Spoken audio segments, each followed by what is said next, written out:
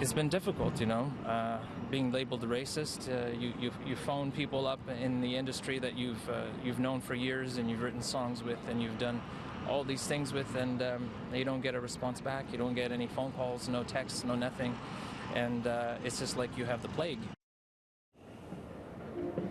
He's saying for dignitaries and royalty, though he's been dubbed a lone wolf and a racist.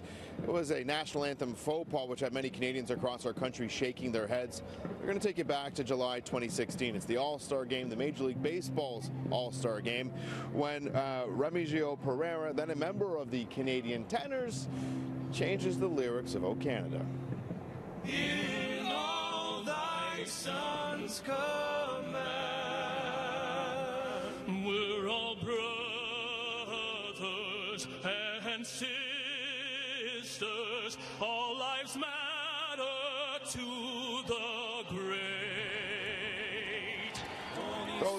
Those words, along with the sign in his hand bearing the message "All Lives Matter" on one side and "United We Stand" on the other, caused a firestorm for Pereira.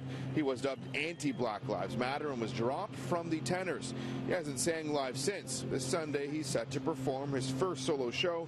Speaking today with CityNews, he was adamant. His message that day was one of peace. There will be those who say, well, he's got a show coming up this weekend.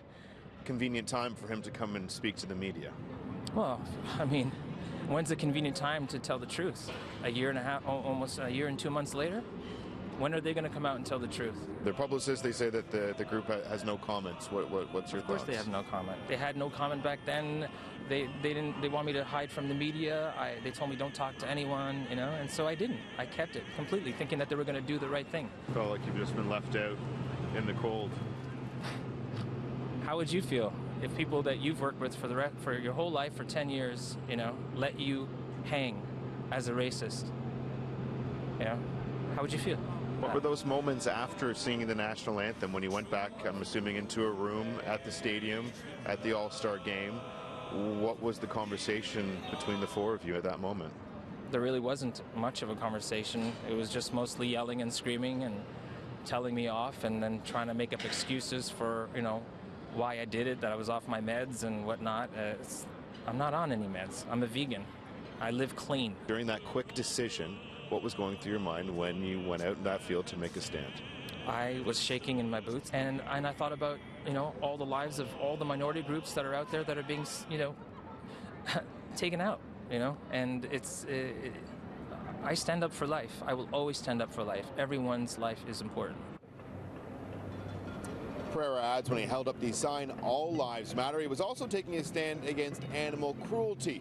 Now, the band did dub him a lone wolf, and he says he hasn't heard from them since that day, though. He says he's reached out to the remaining members of the Tenors on multiple occasions. Now he embarks on a solo career this Sunday at Chateau de Charmes in Niagara-on-the-Lake.